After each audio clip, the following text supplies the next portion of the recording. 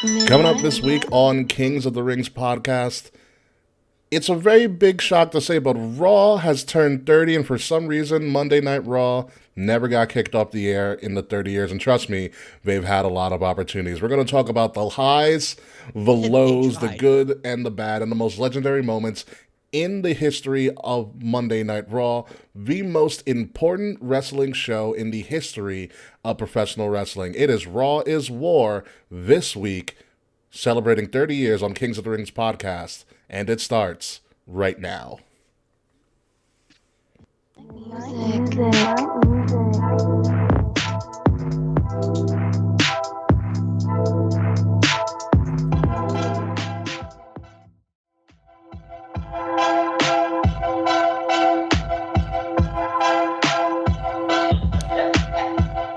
Well, how does it feel that Raw is older than you?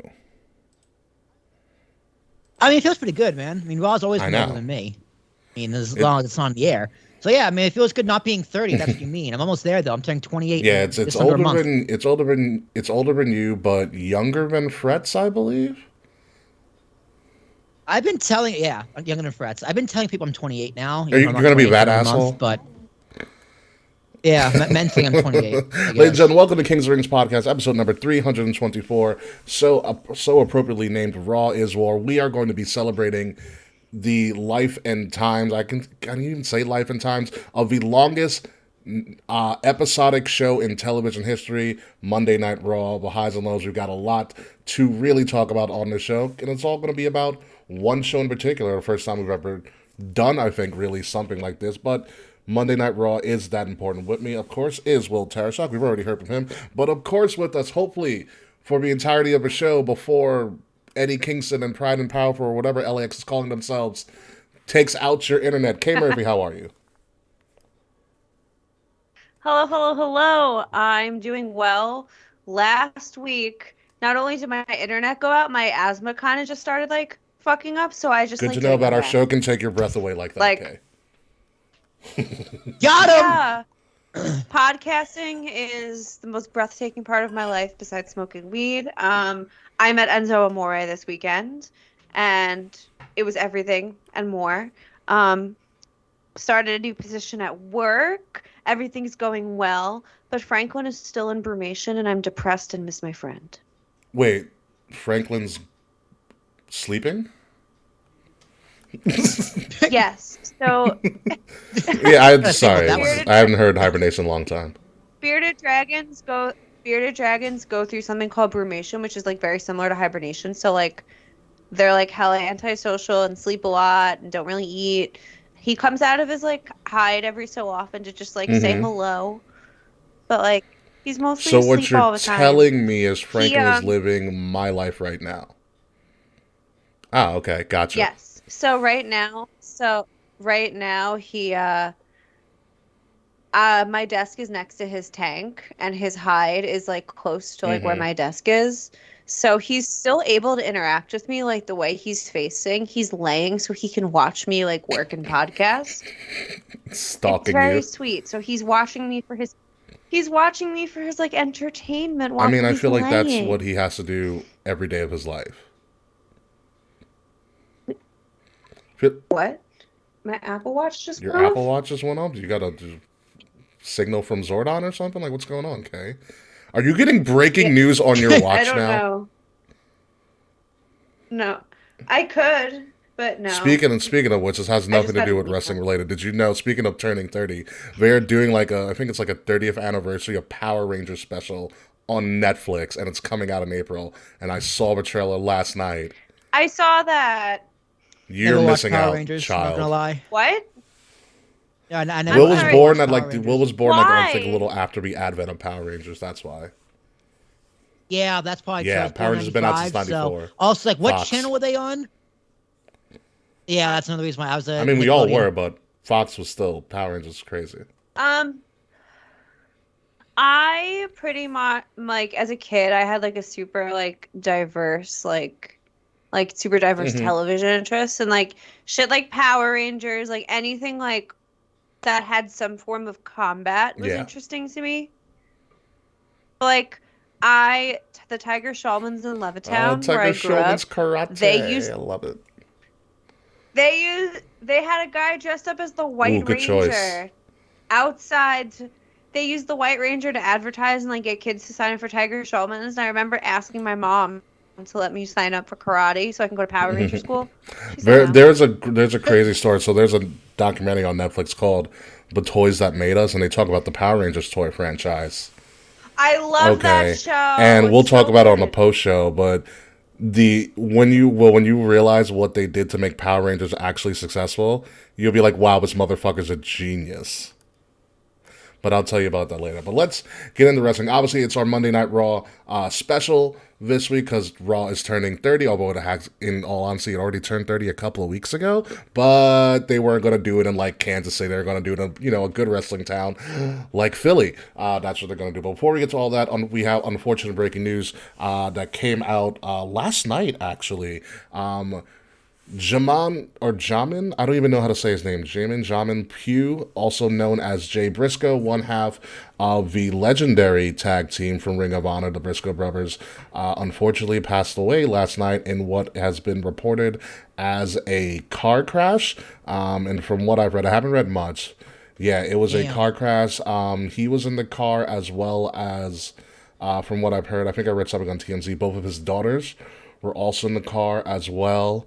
Jay Briscoe, unfortunately, was the only person to pass away from the car crash that has been reported. His two daughters are in the hospital and are in, I heard, critical condition, and there's some one had emergency surgery, I believe, as well. That's all the details we really know about, or that I've really researched about the incident.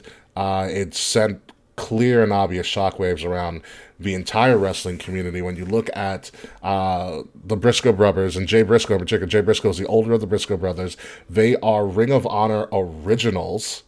Literally since day one, the Briscoe brothers have been Ring of Honor. Jay Briscoe himself is a two-time former Ring of Honor, or was a two-time former Ring of Honor world champion, multiple-time tag team champion. The Briscoe brothers, they have a very, very unique style, but they were also very fantastic performers and wrestlers, formerly ranked as the number one tag team in the world back in 2007. Most recently, they were ranked number 3 behind the Usos and FTR. As tag team champions. Taekwon Singh, 13-time tag champs in Ring of Honor. So one of the best tag teams of the 2000s and the 2010s. And they just had a crazy, crazy dogfight match with he could have called with the hard FTR. R if he wanted to. God damn it, Taekwon.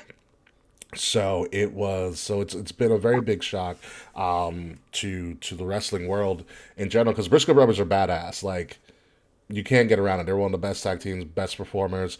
Anybody who's really mentioned anything about Jay Briscoe in particular, number one mentioned that above all, he was a family man and he loved his daughter. There's a cute video out of him doing like a TikTok dance with his daughter in their living room, which is really great to see. And everybody says that he was a great performer. They had a very interesting style of wrestling, but it was something that really grabbed the audience and helped make Ring of Honor what we knew and loved about it to this very day. So, Will, any comments on Jay Briscoe? It's really sad.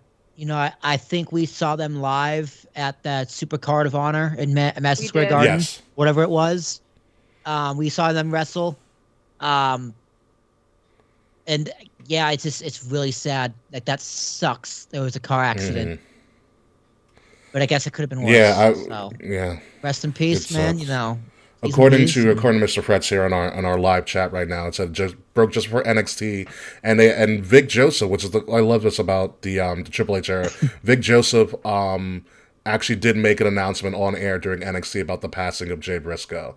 So that shows you that the WWE was aware of it and gave Jay Briscoe the respect he deserved, and acknowledging that he passed away. And looks, according to Fretz, he said they canceled a pretty deadly segment where they were going to do a funeral for the NXT tag title. So very, very heady stuff. I heard that they had a New Day segment that got scrapped. So it's good they're aware of something like that, I guess. But very classy. And according to that, Vic Joseph. Yeah, and he said, and according to Mr. Fretz, Jay Briscoe was the first ever Ring of Honor match. So if anybody's missed if anybody's ever missed Wow. ROH, it's Jay Briscoe. And the only reason that his brother wasn't on the first show was because Philly had child labor laws and he could not perform in the first Ring of Honor show. So Jay Briscoe was the first match in Ring of Honor. But Kay Murphy, Child labor laws. yeah. Goddamn But Kay government. Murphy, what are your thoughts on Jay Briscoe, the Briscoe brothers? So you know what makes us even sadder? Today's Mark's birthday. It's his brother's birthday. Wow. Yeah, today. Wow, that's So rough. like, I feel like the Jay Briscoe passing has just gotten sadder and sadder.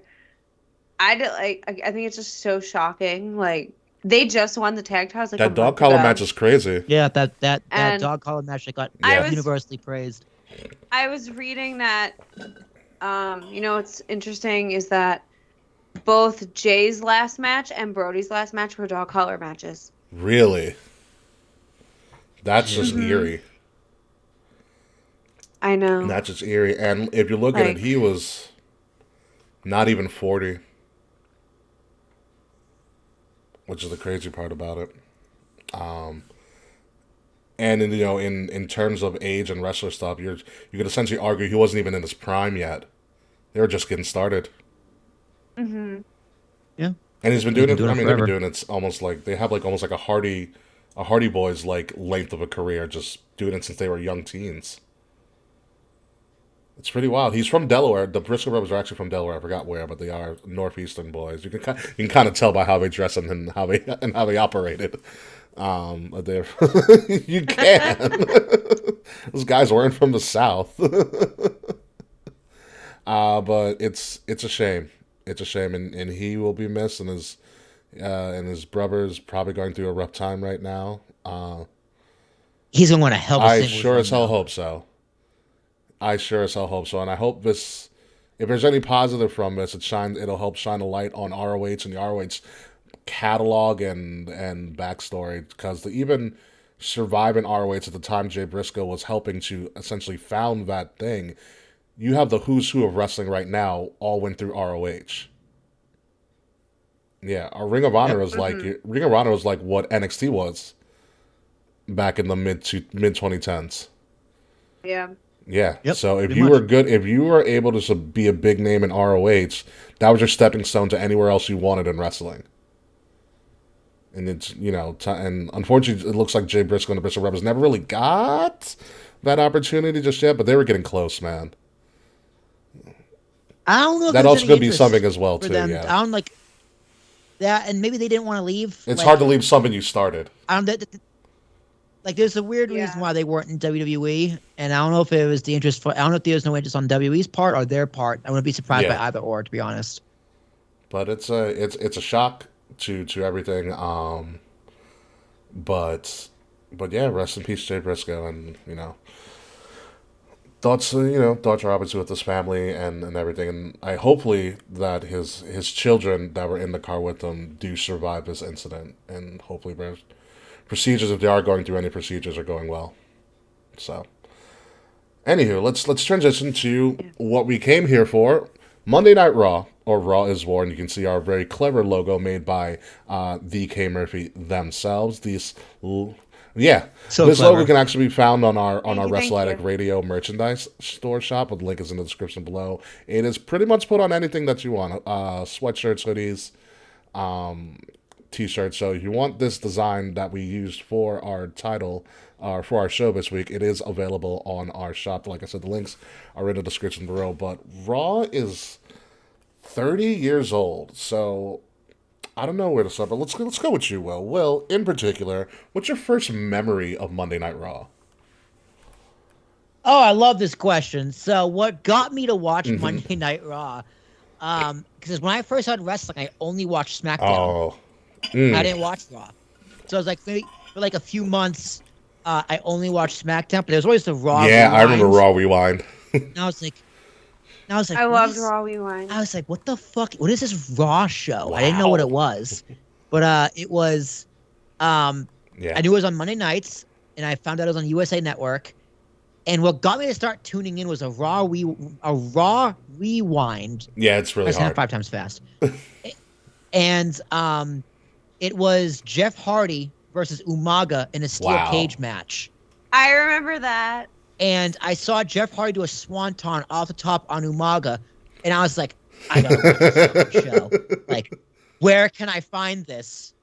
But like, it was Monday nights. I was in like 8th grade, or 7th grade at the time. My bedtime was 10 o'clock. And like we would watch 24 on Monday nights. But after 24, I would like flip over to Raw for a little bit. And when I turned it on, it was always a women's match. The 9 o'clock hour was always a Divas match. Mm-hmm. So that's like I noticed that. That's like one of my first memories of Raw. Like the first feud I can remember was Santino and Beth Phoenix. It was Santino was breaking up with Maria because she was the last diva to cover Playboy. And then she went with then he went with Beth Phoenix. Wow. Interesting. Kay Murphy, what are your first memories of Monday Night Raw? So, while I've watched wrestling like pretty much most of my life, when I was a kid, I wasn't like supposed to watch wrestling, so I kind of just like watched wrestling like when I could. So I wasn't like really actively aware of like what I was watching. But what made me a weekly Raw like consumer was when Chris Benoit died. Yeah, so I hadn't watched wrestling in a couple of years. At that point, I was in, I think, 8th or 9th grade. What year was it? When Benoit passed away? 05 or 06? 07. Yeah. Something like that, yeah. So I was in 10th grade. So I was in the 10th grade, and I was on the phone with 2 of my friends from middle school who also watched wrestling, and like I just remember like my friend turned Raw on while we were on the phone. She was like crying, and we all put it on, and we were just like on the phone together watching. Wow, this Benoit was interesting. And it kind of like re-sparked my like. No, it's not that. Like I got me back into wrestling.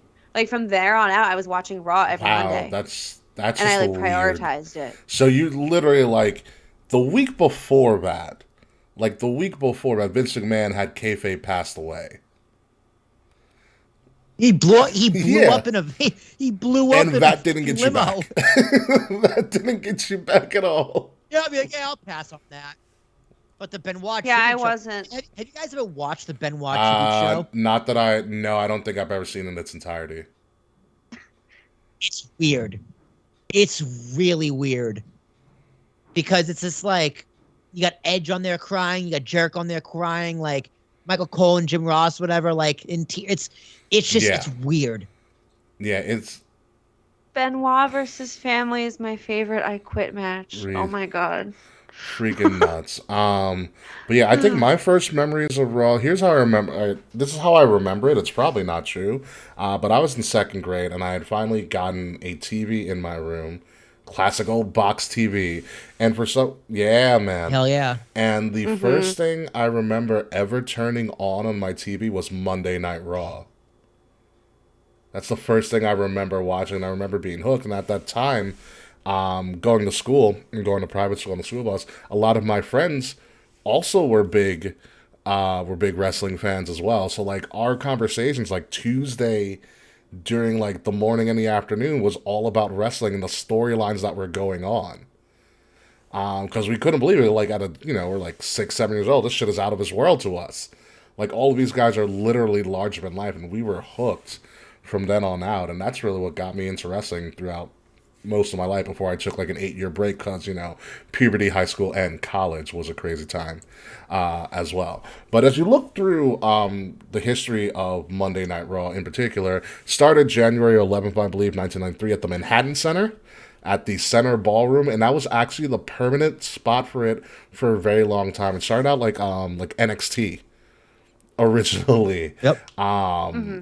Until it went on the road, and then it never stopped going on the road and had some pretty legendary moments and crazy crowds. So here's how I want to really operate and do this show, as Kay Murphy takes a step back real quick. We're just going to run through all the events that we can remember and things that were memorable moments. I actually made a list And we're just going to talk about the best moments of Raw that we can even fathom and think of. I started my list, I will tell you this, I started my list based on the network, or Peacock actually came out with a 4.5 hour playlist of the best moments of the 30 years of WWE Raw. It's not the best moments, but it's the ones that get probably packaged within 4.5 hours of content. Because they literally could Yeah. have done at least probably a solid 12 hours if they really wanted to. But I will read to you what is on this Peacock Best of Raw list, just in case anybody's interested. So it starts out, Will, and we can talk about these once I'm done with the list. You have the first ever, so the first moment ever to kick off Monday Night Raw was the 1-2-3 Kid beating Razor. Then it Yep. transitions all the way to 97. It's the first stunner on McMahon at MSG. Yep. Nothing really happened. Yeah, it's a lot of downtime. It's a lot of downtime. And then transitions to the Austin versus Tyson moment in the ring, which is crazy. There's a genius to that Yep. segment too, and I'll talk about it. Then you have all the vignettes of DX invading WCW, which still holds up. After that, you Yep. got to Austin and Detroit with the Zamboni. Which I did not know the Undertaker and Kane were also a part of that segment. In that same night is when Austin first attacks Vince in the hospital with the bedpan. Then after that, And the doink, the thump, well, no, with mankind. the Doink one is another Vince hospital segment. That's when Austin sticks. Yeah, With Mr. Socko. Mr. That's when Socko. Austin sticks like the enema up his ass. Okay. It's two different Two times. different Yeah, times. I was. Yeah. After the Austin attacks Vince in the hospital, you have on. This is all still on the same Peacock playlist. Mankind wins the WWE title, January 1st or January 1st, January and that's 1999. actually Yep. you see the entire match, which is great. Like all Awesome. these. That Austin pop might be Yeah, the of loudest pop in all history. these segments I'm talking about, you see it. You see all of them in their entirety. After that, they go you to Austin with the beer truck. After that, Yep. you have the debut of Y2J. That's also an Okay. interesting moment. After that, you see the entirety of This Is Your Life Rock. Like This Is 13 Your Life minutes, Rock. but yep. You have McMahon buys WCW in Cleveland, which is a shame. Then you got I the love it. McMahon hires Eric Bischoff segment with the greatest awkward handshake and hug I've ever seen on TV. From there, you get to the first ever women's main event, Lita versus Trish. It's actually a really good match. After that is the Jericho segment when he reveals that Cena was drafted to Raw, which is a kind of big deal. Okay. Yeah, That's a big you moment. have Big the moment. 2006 something like or that. something? Yeah, the first ever brand split because that's the first time Cena was ever on Raw. And then Right. you have HBK versus Cena, the first ever matchup. Then from there you have the return of Brock Lesnar after Mania. Damn, they jump all Yeah. the way. Then you have some moments that I don't really remember because they're more recent. You have a UK Raw where it's Shield versus Team Hell No and Taker. After that match, that's when Taker gets slammed through, get power bombed. Yeah, Oh, I remember that match. Yeah, that was yeah. like Taker after gets Mania. power bombed in the UK, gets the Shield bomb. Then you have a random triple threat from last year: Roman versus Big E versus Lashley. And then you had a ladder match from last year as well, which is Mysterio versus Seth versus Balor versus Kevin Owens. And those are all the moments on that playlist. However, there is a bunch of other things that happened that is not on that playlist, and that's why I started to make my own. But we can go through them as they come up because I'm assuming that they've all come up when you start thinking about Monday Night Raw. So we're just gonna kind of just do like a round robin of it and just talk about those moments. But I do want to start off with that initial anything can happen moment, the 1-2-3 Kid beating Razor. Yeah, it's me. It's It's like a very whatever. quick match, by Right, the way. honestly. Yeah, it's he wanted to roll up. Cool. Cool. I don't get why it's like, oh, this is the moment.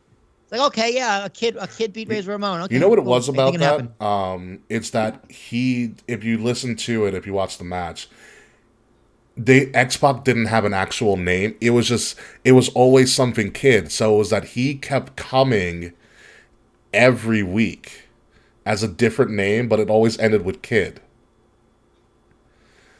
Yeah, Yeah, it's the it's the kid or kid. whatever. And man, he X-Pac kind of got a James Ellsworth like angle, but more time.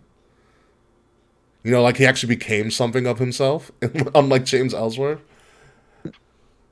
The So one, then it two, became the one three two three kid kid. once he beat Razor, and as the story goes, Razor's the one that actually lobbied to put him over. It was his. It was his. It was, Yeah, yeah, it was his idea, right?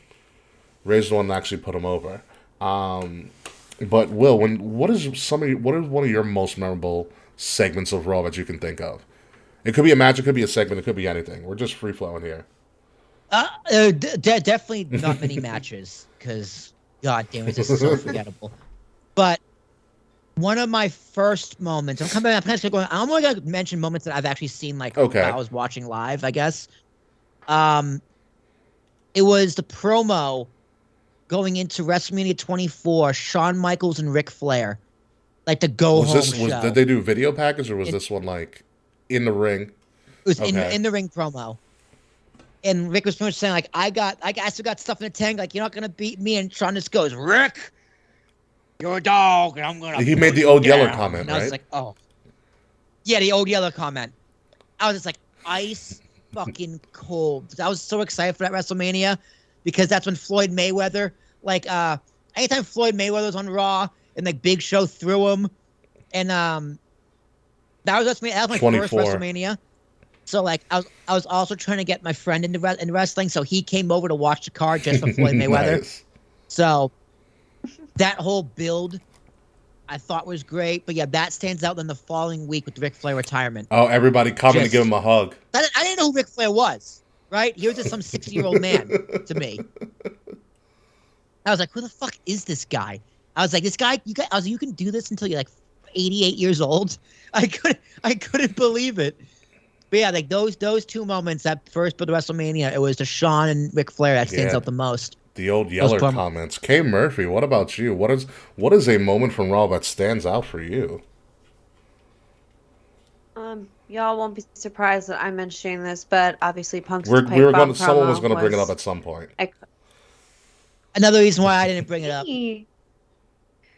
um I feel like that promo is just like such a defining moment for like our generation of like wrestling Yeah, fans. I mean Punk did Like pretty much start the internet generation. like whether you like CM Punk or not,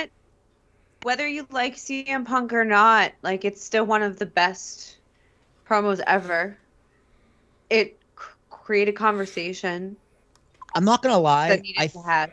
I think the pipe bomb is what made me look for wrestling podcasts. Yeah, I really think that CM Punk really did birth the internet wrestling community off of that one promo.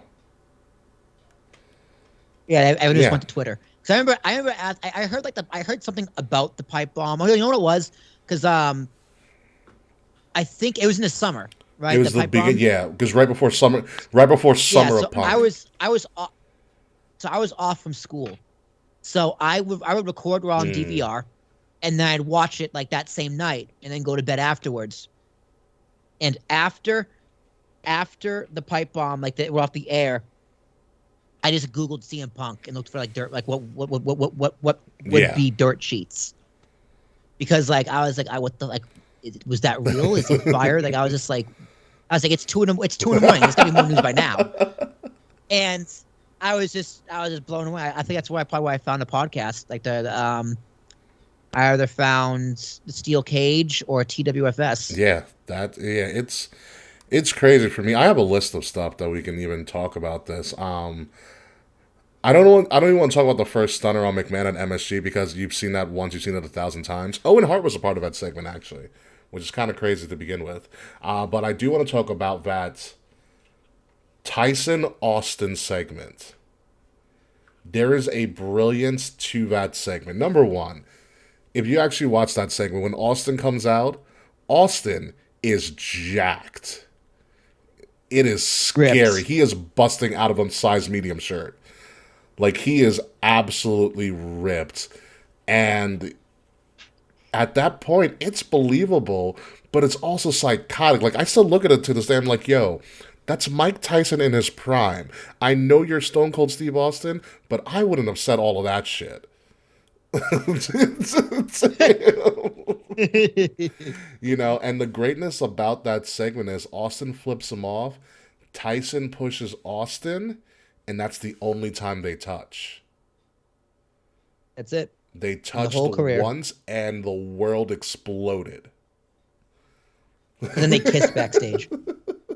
this little, mwah, this little peck, no tongue. Just. I feel like mwah, Tyson thanks doesn't for get the enough segment. credit for actually. I mean, he's a shitty speaker, but like, he did his job well on that night. Yeah, Vince was like, "All right, pal, you're just gonna stand there, and you're gonna look menacing, and you're gonna shove him. You're gonna shove him. It's gonna push Yeah. him to the ground. Can I punch him? No, Mike, you cannot punch him. You can punch Shawn Michaels at WrestleMania. Okay, Vince. Okay.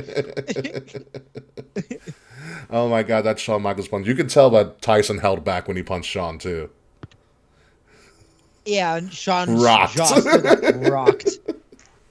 Well, because Shawn was like, just hit me. And Mike Tyson's like, all right. Yeah, you say so. So it's pretty crazy. But that is one of the biggest moments ever in the history of Raw. But let's move on. Will, what do you got next? Next up, something that really pissed me off, which was just like the first time I was like, damn, that's a really good heel looking back. William Regal beating CM Punk for the King of the Ring, the 2008 King of the Ring. or This I 2009 don't King of the Ring, whatever it remember. was. You got Oh, you got to enlighten me yeah! about this. With the brass nuts. Good heel work. So CM Punk was on a come up. Like CM Punk like, Mm-hmm. had just come to Raw, and like CM Punk was on the way up. It's still Killswitch Punk, like from ECW, and William Regal was a general manager, and William Regal put himself in the King of the Ring tournament. I was like, you can't do that. You can't do that. And he won by cheating. I was Oh like, my you God, can't do that. It was still CM real Punk- for you, and wasn't I was a it? huge CM Punk fan. Like CM Punk was my favorite wrestler back then. I was just like, CM Punk should have been King of the Ring. And to this day, I'm still pissed off because CM Punk should have been King of the Ring. Would have been huge for his should have been. career. I think that was the only time I've ever been mad at William Regal. Yeah. I was like, William Regal sucks. Okay, Murphy, what about you? What you got next? A memorable Raw moment that I was physically in person for was when Roman Reigns got murdered with an ambulance. Oh yeah! Oh, we were there. We were there. Oh yeah, that was at the Coliseum. Oh my god. Yes, it was. That was my very first That was I'm not WWE finished event. with you yet. That's when Braun was just doing Mm-hmm. random feats of strength. Roma wasn't even daddy Oh yet. no, I we hated all did. Roman We then. made it known. I booed him out the building. And in the section next to our section, there was this short man dressed up as Roman, so we were doing a tiny Damn. Roman chant. Damn. Tiny Roman. Listen. That was Roman's worst, but that was also when Braun was at his best. I will say that right now. Oh, he was Braun so just good. destroying pieces like just a giant semi. I think the ambulance was at the Coliseum. I think the semi was also at the Coliseum too, where he lifts the semi truck. It might have been the same night. Finn Balor got a That's concussion also that night when too. the Coliseum's also where the Fiend debuted the first time too. Yes, we That were was a there. great We were there moment for that. in Raw history in That was history as great. well. Let's staying on the Roman train. Something that I was there for, and I was the only one on the show. But I was there for currently on the show. But it's when Dave and I went to the WrestleMania after Roman beat The Undertaker. And the booing for The boo. 10-15 minutes that we gave this man. And he ate it. He ate it up. This is my yard now. Asshole. I'm proud of the dude for just standing there and he couldn't say a word. Like we were not allowing him to speak. He didn't have to. It was his best promo to date. No, his best promo today, and this will be another one off of a list as well. His best promo to date, there's two of them, it's a two-parter, is when he said, "My name is Joseph Anawai and I've been living with leukemia." And then when he Yeah, came yeah. back and said he was Yeah. in You're remission. right on that one. Because that's when people started liking him. Oh, I cried. My Yeah, eyes out. that was a weird one because it wasn't even that. It was when what broke everybody is when Seth and Dean came out. and they were in shambles. But yeah, that started the Roman train, and now he's the biggest superstar in the world. You know, Figure. yeah, right. Funny how that works out. Back to you, Will. Is Oh it me or no, is it this is Kay? K. My fault, K. I'm sorry. It's okay. Let me think. Oh, the Festival What of Friendship. One of my a all-time favorite moment. moments. Oh, what a great moment. Thank you, Kay, for bringing that back to my mind. Okay, but what I find to be even better than the Festival of Friendship itself, if you go on YouTube and you look up the Festival of Friendship, Set to My Heart Will Go On by Titanic, the music swells. It's one of my favorite videos on the internet. The Festival of Friendship, the whole Chris Jericho, Kevin Owens, the whole friendship, that was one of just the most fun times in wrestling. One of my favorite eras of Chris Jericho was that era. And I still want to get the painting from my house Them of them touching. with the fingers. This- Yeah. Oh my god. You know what makes that segment brilliant? Is when Jericho looks at the list. There is a sign in the crowd that the cameraman catches, and you see the sign in the background, and the sign says, "I just made the list." And then you see Oh, Jericho's face, like, "Oh, wow. my name's on this list." And then you see the list of KO. Why Yeah, is my exactly. name Then you see on the list it? of KO, and in the background, the sign says, "I just made the list." And I'll never know to this day if it's a plant or not. It probably is just they got fucking lucky.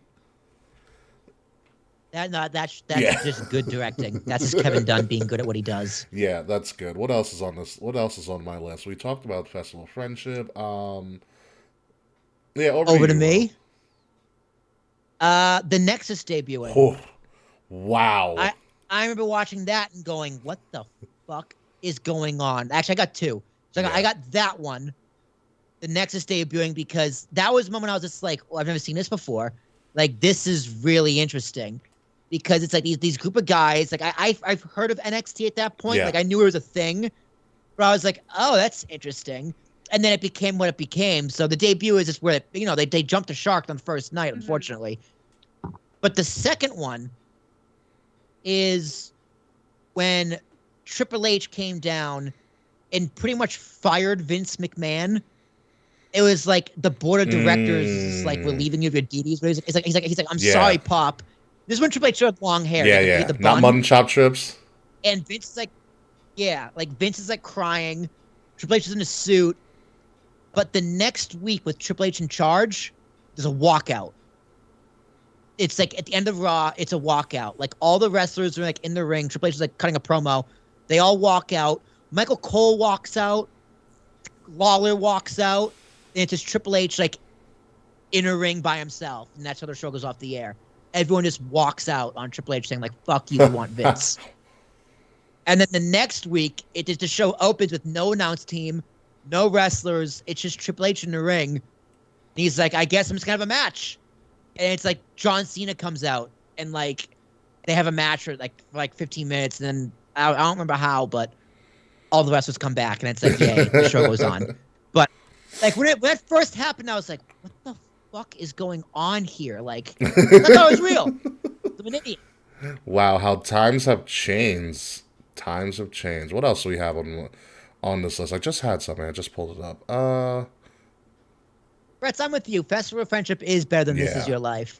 I'm gonna go back to DX invading WCW. Yeah, they couldn't I ever do haven't that today. seen those vignettes in a while. They're still fucking funny. They're still really fucking funny. And there were some segments that they never really show when they do their recaps. So at one point, Triple H with his big ass megaphone goes up to the door of the arena. Security clearly doesn't let him in. But he goes up to the door and he's like, "Hey, I just want to know if anybody has any extra tickets so that WCW can have a full house tonight."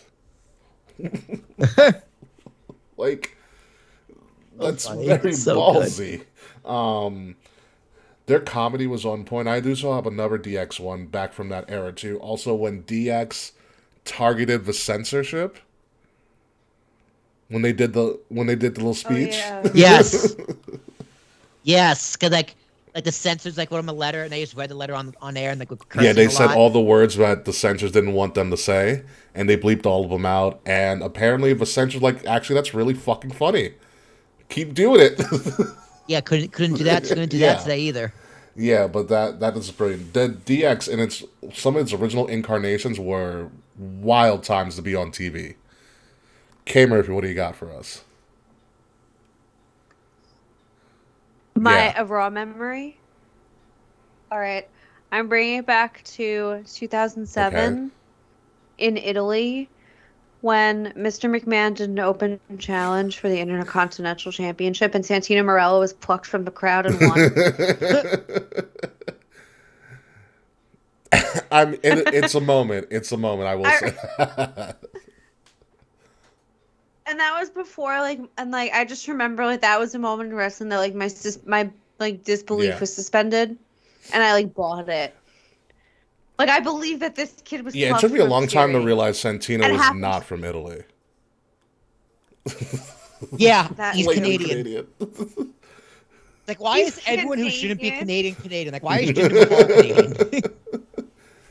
It's true, man. Because like you know what it was in that segment as well. You look at that segment, and he comes in and he has a great Italian accent, like Santina Marella, and the crowd goes nuts. Like the crowd, Yeah, yeah, they the think he's crowd actually buys Italian. it, hook, line, and sinker. I mean, the Italians are stupid. so- I had a theater teacher in school that like taught us that the number one rule of acting is the audience is that is stupid. absolutely So, true. like, The kind audience of is as, like, absolutely fucking stupid. like she used that as an example. Like say like you fuck up your line, like obviously the audience doesn't know you fucked up your line, but like it's true for wrestling fans. The audience is stupid, but a wrestling audience is stupider. Yes, absolutely. Yeah, because we don't know what we want as wrestling fans, so you just tell us what we want. You Literally tell us. not at all. Tell us what we're going to put on, and we'll tell you if you like it or not. Like, don't give us a choice. Make the choice for us, and then we'll tell you where to go. That's how it's good. It's how it's going to have to work. Will Tershak, what do you got next? Dude, I'd be a fool not to mention that one time Randy Orton punted Chris Jericho backstage and goes, "Sorry, Chris, it's the season premiere." It's one of my favorite all-time Raw moments. Like, it's like, hey, we need a reason to write off Chris Jericho. Let's just have Rennie kick him in the head and say it's just because it's the season premiere of Raw. Just because. Sorry, Chris. It's the season premiere. Like, what? What? It never got resolved. Never got resolved. The next time we saw Chris Jericho, he's confronting Brock Lesnar because Brock Lesnar busted him open. Like, just utter nonsense. Sometimes Raw has really bad writing, and that's one of them. And that's Yeah, let's fucking stick one with of Randy them. for a little bit. Let's look. I just categorize this on my list of the Legend Killer Randy Orton era. Oh, The Age of Orton. Age There of you go. Yeah, Orton. Age of Orton. And even like recently, remember when he RKO'd Beth Phoenix? excellent. That was so cool. RKO'd That Beth. was He so cool. punted Christian, pretty much punted Christian off of WWE.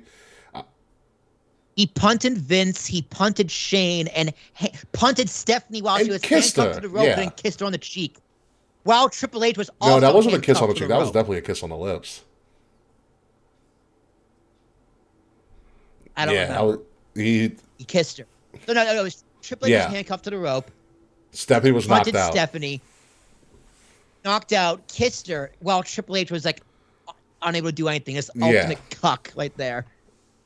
Oh, that built to Mm-hmm. WrestleMania 25, and then Triple H just went in his house and threw him through a window the next week. He did RKO Stacy Keibler, which is kind of crazy.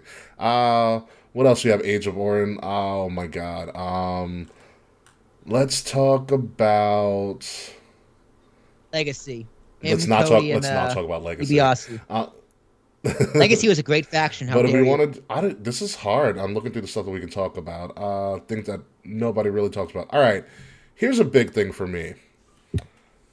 it's not one segment, it's the entirety of a story, which I think is probably the greatest story ever told in wrestling.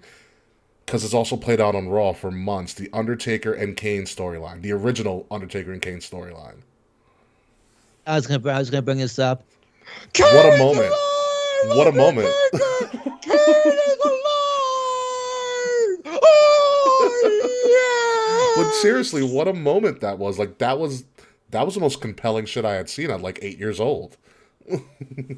It is my favorite storyline in wrestling history. That because it took like 6 months of Paul Bear going, Undertaker, I know your secret. I will tell it to the world, Undertaker. Kane is alive. Oh Yeah. What, and you know what it was? It's because Best. the payoff was so fucking good. That's gotta be Kane. No shit's Kane. Like, duh. Thanks, Vince. Who else would it be? Thanks. I will say this, and then watching some old school Raws lately, Vince is a damn good announcer. Mm-hmm. He didn't know the names or any of the moves. Oh, what a maneuver. It's true. You know what it was? It's like, it was him and King too, because King would be like, she's a whore. He'd be like, stop it. Oh, no, you can't be saying that, King. Stop it. It was good though. It was... Or like Sonny would make a motion of a tiss, and he'd be like, well, that's unsanitary. Like, Vince would just say the most ridiculous things as an announcer. He's like the babiest. He was like if Byron Saxon was the lead announcer. Yes. It's like Byron Saxon is doing his best Vince McMahon impression on commentary, and Vince is better at it.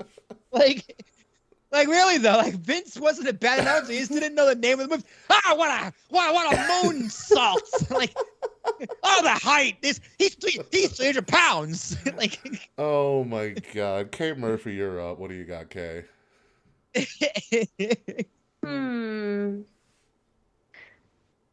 a lot of good ones in the comments too. That people have been throwing out. Like for instance, Mr. Fred's because he's Canadian said Lance Storm kicking off the invasion. Oh, that's right. moment. That did happen. Brett and Sean burying the hatch in 2010 is a good one to go on. That is a good one. I'll give you that one. But what do you got, Kay Murphy? I got trying to decide if I want to go funny or like something I actually liked. Eva Marie. The end. You're an asshole. All of it. It's such... Eva Marie. All right, I'm not even gonna wasting time on that. Will you? You're up next. So this one popped up on the on Joe Rogan Experience the other day because Joe Rogan kind of knows wrestling. Like he's had wrestlers on the show, but he's never seen a lot of the highlight clips. So it was Shane Gillis, one of his comedian friends, telling him about the time Bubba Ray Dudley powerbombed Mae Young off the stage. And Joe Rogan watched it and they laughed. They laughed so hard. Vince and Joe was just like, she's gotta have brain damage. She's just a little old lady, not knowing. I was yelling at my radio. It's like, dude, she asked for this. Yeah. Like, Mae Young wanted. I was like, you don't know who Mae Young is. Mae Young wanted this. Mae Young, forever the most respected woman in wrestling. Yeah. So that moment is just so fucking perplexing. You know what it is? It's Bubba like Ray's face. This woman's 76 years old. It's Bubba Ray's face. It's It the is his face face. afterwards. Actually, I got some sideberg, quick sideberg. I don't know if you guys listen to Mr. Fretz know the answer to this question, but I got to the point in ECW 1997 where Bubba Ray Dudley turns and joins Devon. Yeah. They were feuding for a while, and they hit their first 3D. Do you know who they hit their first 3D I have on? no fucking clue. Was it Spike? Ooh. Wow. It was Spike. You and Fretz both just pulled it out of your ass. I don't know how you guys both got Spike. Sorry, Kate, I let you guess, but you would have guessed Spike too. I would. So speaking of Sidebergs, Yeah, Spike Dudley. So took speaking the of first Cyborgs, 3D. apparently, according to Mr. Fretz in the comments, this is exactly what happened. Why Bubba Ray had that face. Apparently, Mae Young asked Bubba to slam her hard. She then farted on him, and that's why his face was that way. Oh my God. That's amazing. That's amazing. You know, because he had to be a serious face because he couldn't laugh. Probably. which is That is great. pretty For funny. me, we're gonna stick with Mae Young here, and Mae Young and Mark Henry, and the fact that Mae Young burped the hand.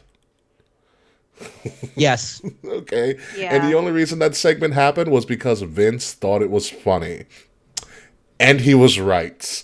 he's right. I mean, it even debuted at WrestleMania. Remember when he came back as like a teenager, and he was the hand. Oh my god, so fucking good. Oh my god, but the Mark Henry Mae Young storyline, weird as fuck, but so memorable. K Murphy, what do you got? Pretty sure this is a Raw moment, but do you remember for Royal Rumble a couple years ago when SmackDown invaded Raw and Becky? Did that when Becky got punched in the Bloody face? Becky Yes. That Survivor was Raw, Series, but right? yes, that is Raw. Yes. No, that's the birth of the man, an unconscious man, but the birth of the man nonetheless. Yeah. Nia's biggest hit was Becky Lynch's career, pretty Yep. much. I still my favorite era of Becky. Oh yeah, the original man Becky was great. Will Tarashak, you're up, sir. Ugh. Oh, 2000 to 2008, like presidential debates for the Democrats. I don't know why Mm-hmm. they did this, but there was a fake debate on Raw between Barack Obama and Hillary Clinton, Oh my God, I remember that. and they got actors, and they put Barack Obama with like fake He ears, does. he has big ears, and the guy went, "If you What Barack is smell cooking? what the Barack is cooking." And they had balloons fall and everything. I was like, why is this on wrestling? What the fuck I thought is I- happening? I thought I fever dreamed that. That was real. That happens. Oh my Caleb, God. I'll find a link and send it to you. Wow. Thank you, Okay, thank I don't you. even know how to go. I don't even know where to go from there. Oh, the Vince McMahon giving away $1 million. Oh, I forgot about that. I did, but I'm not gonna go that. I'm gonna go with one that because there's still a lot of shit on here. Okay, let's go to all the things that ever happened to Stephanie McMahon on Monday Night Raw in particular. Okay, number one, she was almost sacrificed to the Undertaker. Okay, she was Married. essentially date raped. You know, not to trigger anybody, but Triple H married her while she was unconscious. Yeah. She's been thrown in the mud, literally. That's how Vicky Guerrero went off TV. I was going to She's mention slapped that. almost every person on the Raw roster. She's gotten kissed without her consent by Randy Orton. And stunned. and Eric Bischoff What? and Well, Kurt no, wasn't that Angle. all on SmackDown, the Kurt and Bischoff kissing? Oh, you're right. Sorry. Chris Jericho also called her a whore for like 6 Yeah, months. The Rock joined in on that too. Um, When she got breast implants, that was also a storyline for a while. Yeah. All of a sudden, it's happened to Stephanie. She's supposed to marry Test, and that didn't happen. Wow. Oh, when Stephanie McMahon was revealed to be the buyer of ECW, which was also a big moment at the time.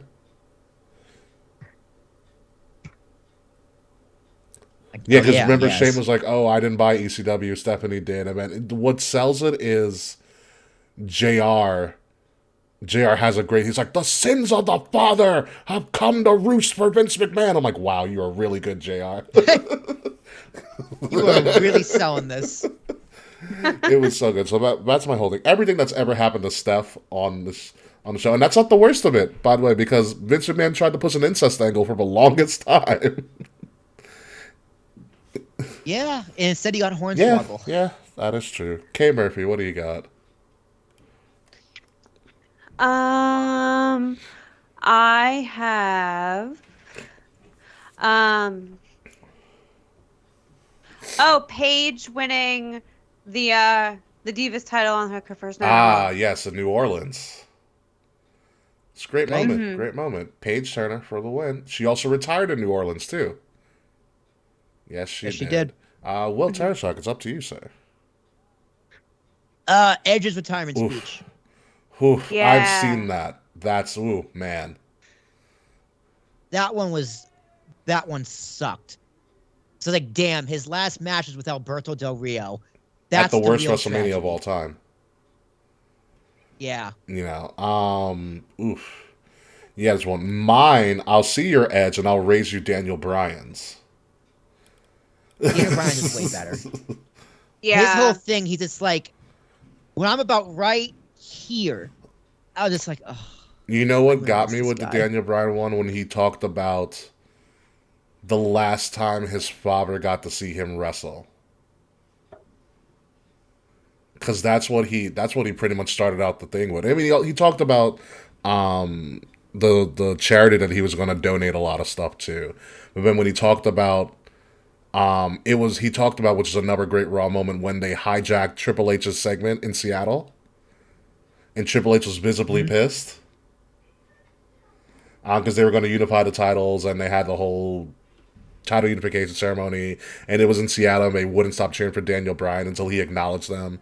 And then Bryan goes on to say, that was the last time my father saw me in a ring, which was nuts. And if that doesn't get you, the 24 about that entire show will break you to tears.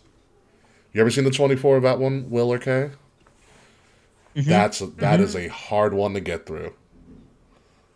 I love those 24s. It's like one of the best stuff they And do. what I loved about it even more is you got to see Vince McMahon tell Daniel Bryan, you have the final segment, take as long as you need. Yep. I thought that was perfect for him. Yep, take As as long long as as you you want. want. So, Kay Murphy.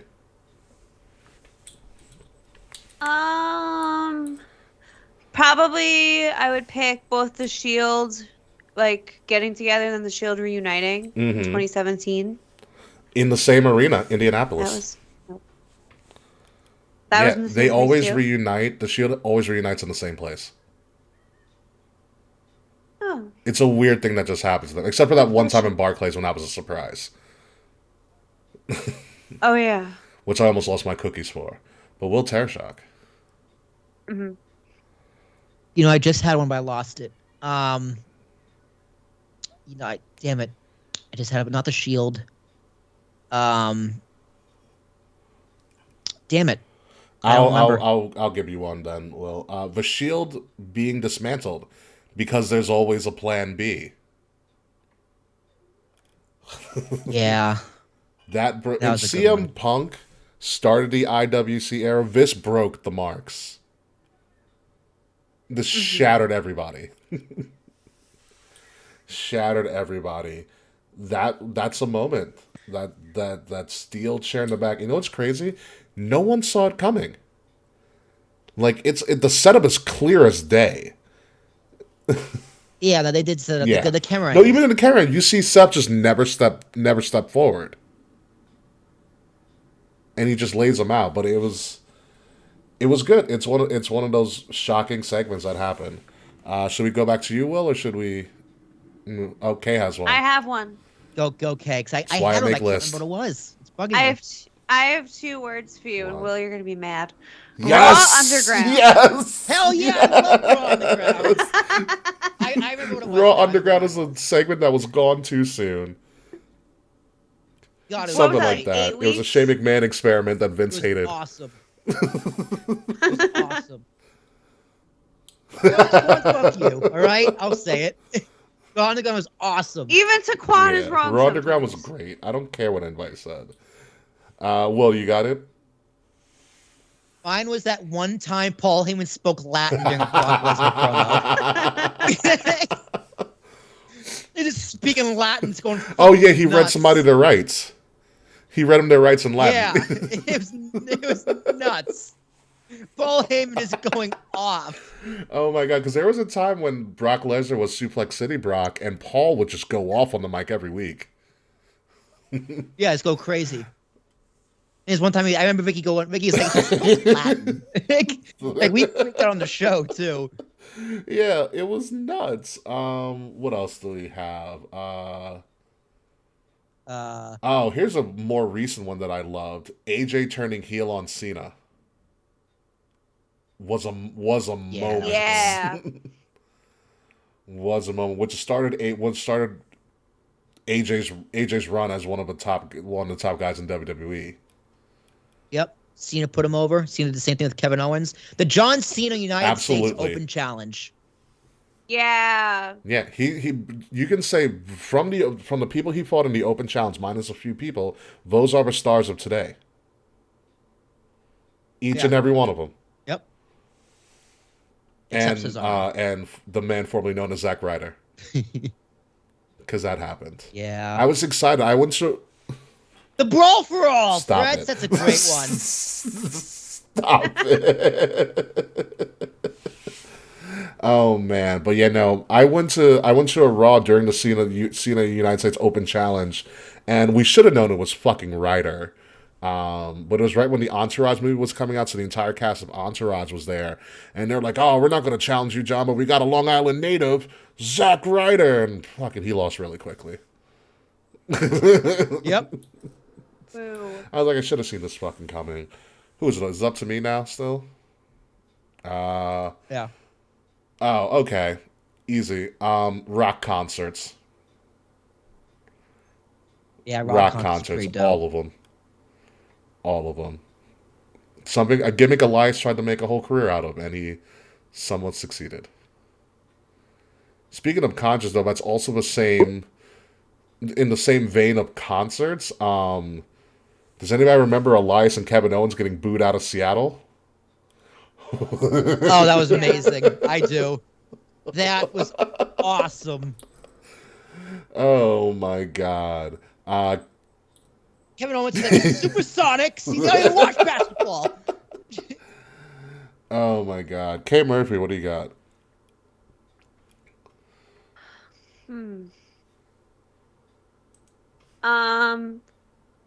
This is a nod to teenage me. I would like to give it up for all the bra and panties matches that existed when Did I that was a did teenager. that help you awaken some things inside of you, Kay? Confirming. Oh man. Wow. Fred says he knew people who were there when KO and Elias got booed out. They said the boos were so loud the building shook. Wow. Seattle, man. Seattle's a nuts time. That's so cool. That is amazing. They should have ran with KO and Elias as a heel faction. That would have been great. But yeah, where are we gonna go? Oh, up to you, Will. The Rock coming back in Surprise 2011. guest, surprise host of Mania. Yeah, the guest host for WrestleMania. That was like, I watched that segment the other day and like how long it took for him to come out. But once I heard the, "If you're I just lost it. I just went nuts. I went nuts. I went nuts 12 years later. Yeah, no, that's a crazy one. What do I have? This is up for debate because this was kind of just a staple of Raw for almost 2 years. The Authority. Yuck. Like they were such a staple of the show. They did relatively nothing. Although them coming back on New Year's Eve Raw, I'm not gonna lie, I was like, okay, that's pretty awesome. I laughed pretty hard. Wasn't that when who is it? Someone threatened Edge? No, they threatened to break Edge's neck, right? Yeah, and Cena like a brought little him back. Bitch. Like a little bitch that he is. And then they came out and Raw went off the air. This Vince and Triple H with balloons falling, them champagne going, Happy New Year, and then drinking their champagne. I was just like, all right. All right. Oh man, Kay Murphy, who do you got next? I have Mick Foley's general manager. Have a nice day, Foley. Yes. Awesome. Yeah. Yeah. That saved his career, to be honest with you. The first time around. That was a good time. You mean Foley GM the first time, right? Okay. Yeah. Yeah. It was a nice time. Will.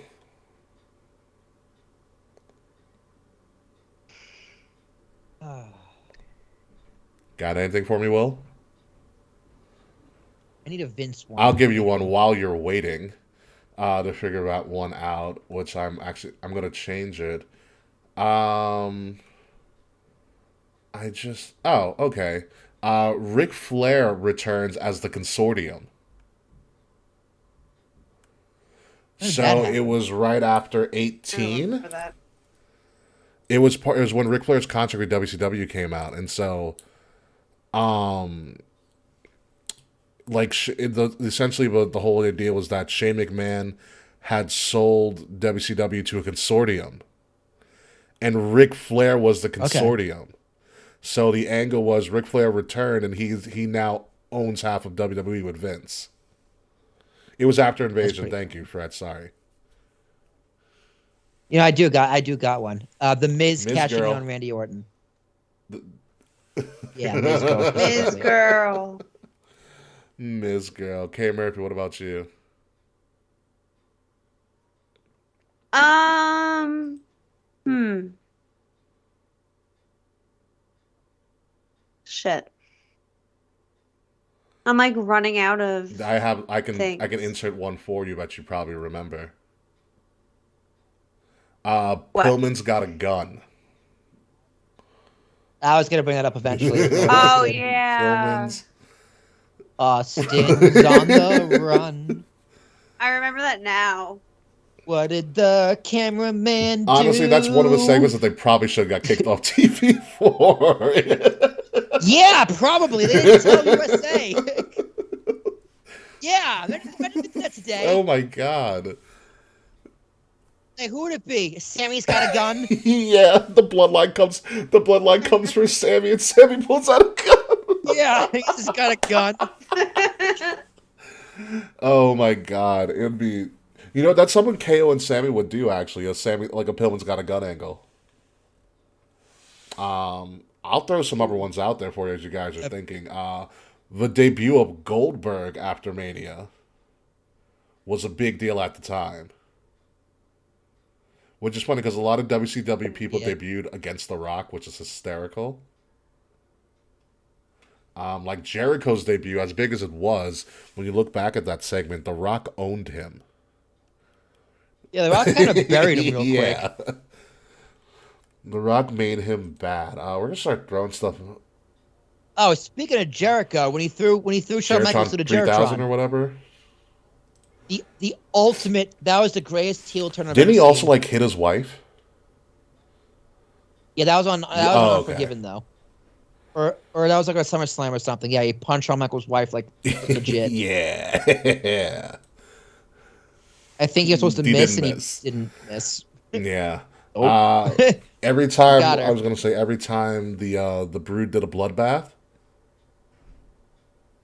also great Raw moments. We missed one retirement actually that we never talked about just yet. The pink Henry? salmon suit Mark Henry retirement. Yeah. Hell yeah, dude! What a fucking moment. I bought it. I bought it hook, line, and sinker. I did too. Same. I got one. I got more left in the tank. Oh, so good. What else do we have here? Oh, the second greatest cash in of all time, Dolph Ziggler.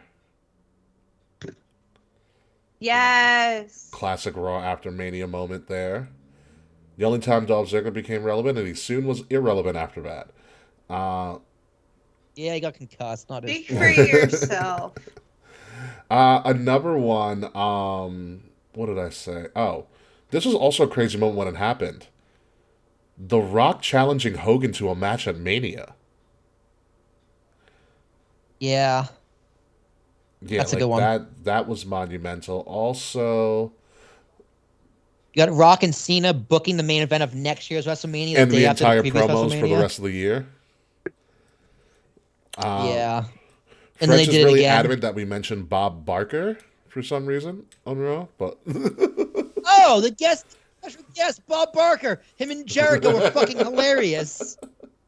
I'm more privy to Bevy White because she's like, I'm gonna whip some ass. Betty White was good. Pee Wee Herman was good because Pee Wee Herman. Like the word of the day is ridiculous. Like I love Pee Wee Herman. jerking Here's off in one the for movie you, theater. K Murphy, that I'm surprised you didn't bring up. When Enzo and Cass broke up, and Enzo shed one Oh my tier. god, single Yeah. tier. That was one of the worst nights in my life. How about when the Vaudevillains almost That took was on his a head pay-per-view. off? Now it's on a I thought that was on pay-per-view. Raw. Shit. Because Enzo and Cass breaking up shook me. Enzo and Cass's debut was great, and then they broke up. Let me see what else. They never never won did, tag nope. titles. Nope. What else do we have? Oh, Randy getting kicked out of Evolution, Yeah. and also Batista denying Triple H and signing with SmackDown. The thumbs Oh, down. thumbs down. The thumbs down. Oh. I don't know if you know this one, besides Die Rocky Die, because Die Rocky Die is also a great moment in the history of Raw, looking back at it. But does anybody remember the Val Venus and Kai angle?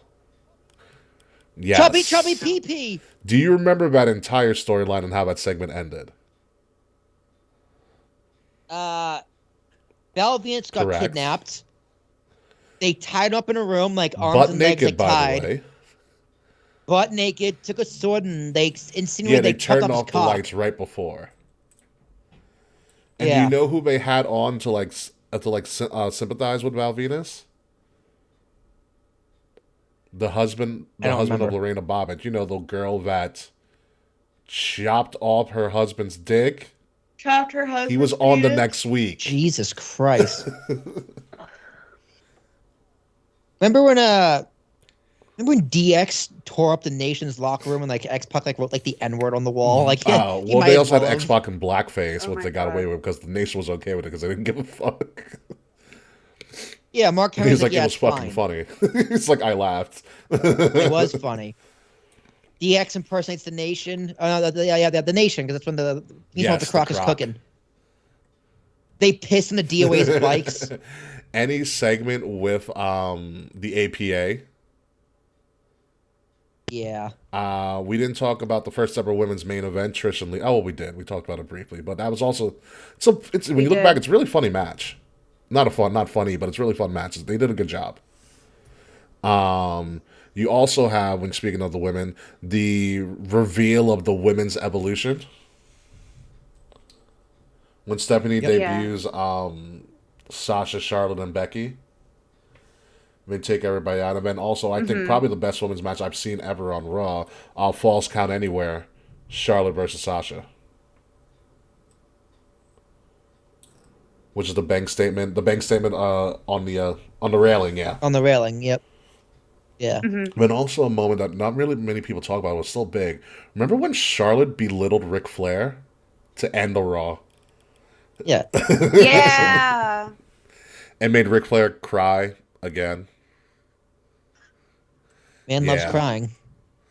And then another segment that we kind of it was a big deal at the time, but it was the Paige and Charlotte promo segment when Paige mentions Reed. I don't She remember talks that about one. Reed's death.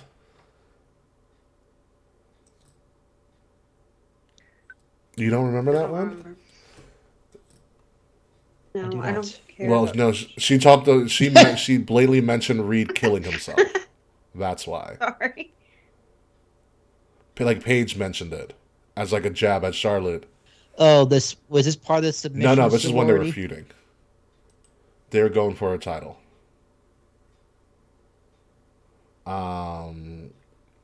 I forgot what the actual thing is. Fretch will probably figure it out and know it. But a couple more things before we do get off the air. A couple more cringe moments, like Snitsky punting a baby.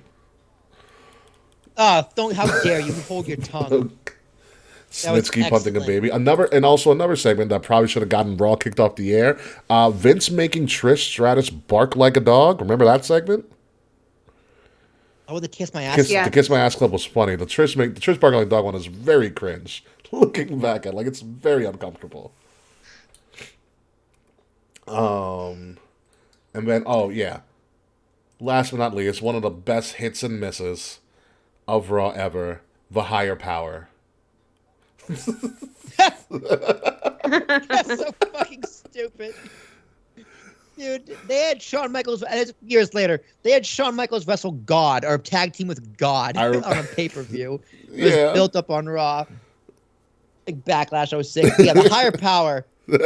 Man, you know what it is? Like, I can't judge it because I need to watch it, like, live. I need to go week by week and actually see, like, wow, they built You know this what up it for was? It's Vince. because it was the Undertaker building it up, so it brought a lot of credibility. Like, oh, I answer to a higher power than me.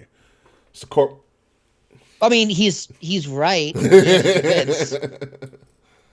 So in that perspective, Yeah, the not corporate wrong. ministry, which is crazy. I mean, you look back at the corporation. The corporation was loaded with talent.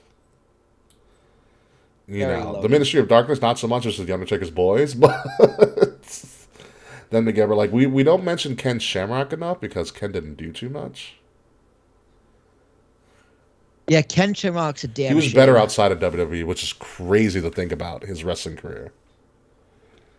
Well, He's a no, UFC not fighter. even not even his UFC stuff. His UFC stuff is legendary. I'm talking about just in pro wrestling in general. Like when he went to Impact, he was fucking phenomenal. You know, I think that's like all the Raw segments I can think of. I know we probably missed something. Oh yeah, just one for UK. Jeff Hardy versus the Undertaker ladder match.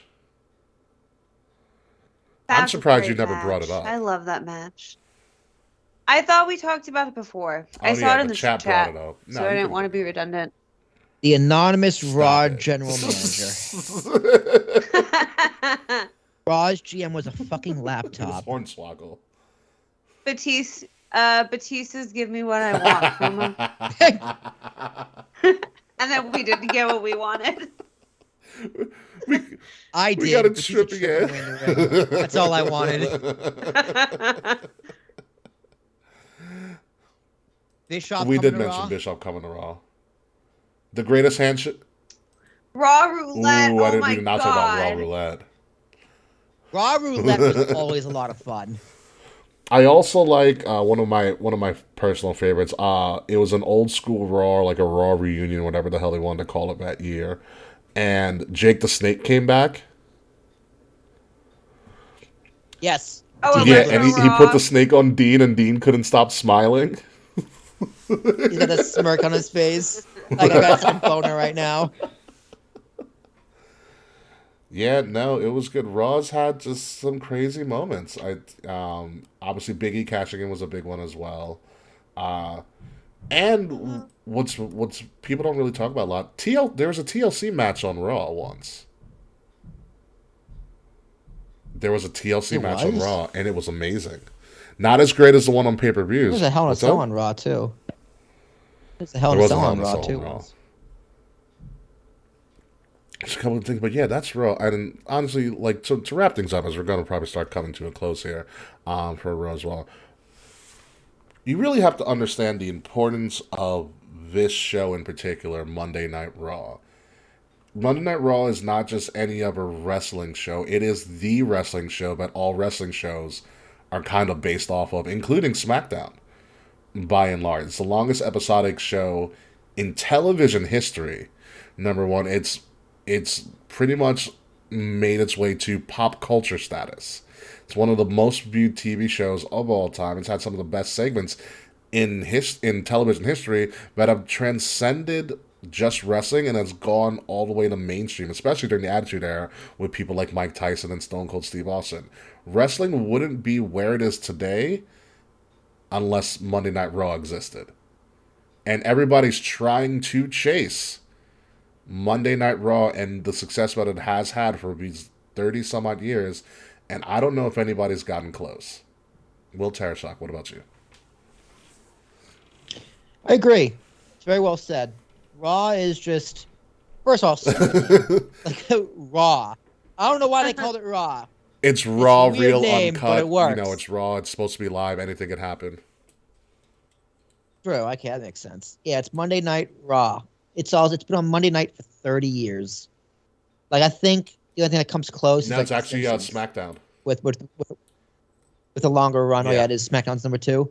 Well, Simpsons Correct. isn't weekly, but like I think the only show that's been on longer that's on like a news show that's like entertainment like that. Well, news is entertainment, but is the Simpsons because Simpsons been around since 1989. But Raw is going to outlive the Simpsons. Yes, it by is. far.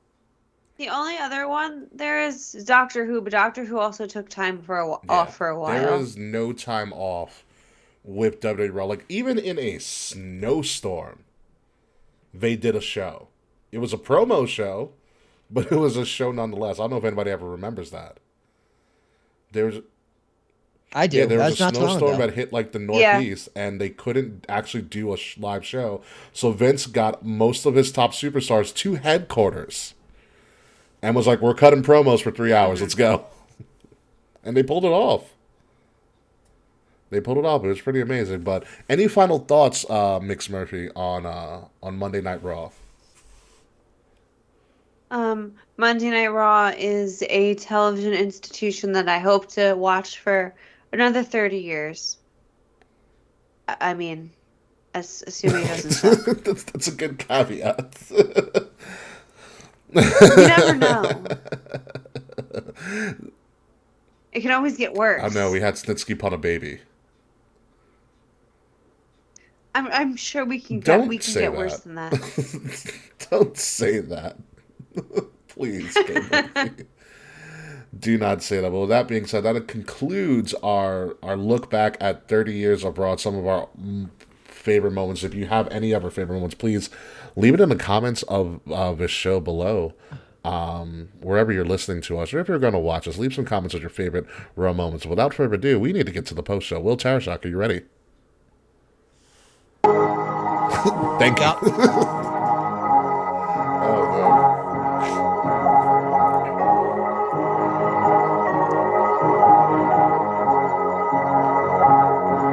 Ladies and gentlemen, you have been listening to Kings of the Rings podcast, episode number 324, Raw is War. Our look back at the 30 mostly amazing years of Monday Night Raw, excluding that time when they were on Spike TV, because we're not really even going to touch that. I have been your host, King Ricky Rose. You can formally find me at Ambassador Biggs across all social media outlets whenever I return to real social media. Find Kings of the Rings podcast at KOTR_podcast, all over social media, Facebook, Twitter, Instagram, Twitch, Discord, so on and so forth. The links to all of our stuff, including some amazing merchandise, is in the description below. If you're listening to us, please make sure that you're listening to us on Wrestle Addict Radio, the cure for the common wrestling podcast, and follow Wrestle Addict Radio socials at addict_wrestle on Twitter and Wrestle Addict Radio everywhere else. Like, share, subscribe, leave us some 5-star reviews, like this video if you're watching it, like this episode if you're listening to it, because it really helps us get the word out there. But we are one of the best wrestling podcasts probably out there, and that's just me just self-promoting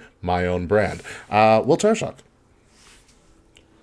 Check me out on the Fretzelmania podcast. Fretz and I went for almost 2 hours talking about Royal Rumble 2003. We watched it live. You can watch it along with us and get our shenanigans and commentary. It was a lot of fun. Fretz, congratulations again to episode number 100. Complete honor to be a guest on that show. And it was a lot of fun. Royal Rumble 2003. Awesome. Phenomenal card. K. Murphy, you got to go on that. You got to go on Fretz's show. Yeah, It's one of the last ones we need to go on. Yes, I would love to go on Fretzelmania very soon. Mr. Fretz, let's talk.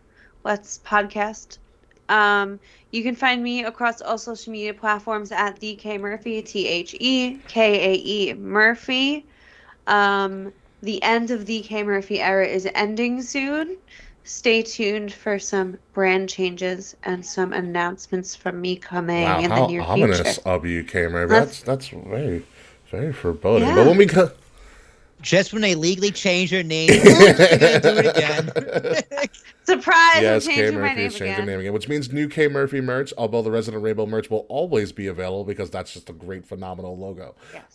And it helps out a lot of people. So, next week is our annual Royal Rumble preview show, the Rumble of Royalties for 2023. So we're going to be previewing everything Royal Rumble and a major, major announcement from the K Murphy themselves. And don't worry, folks, Slack's not invited. So until then, folks, goodbye, good night, we'll see you soon. And with the 31st entrant in the Royal Rumble, you know the entrant that doesn't exist, Mr. Irrelevant, it's Slack. Go fuck yourself, Slack.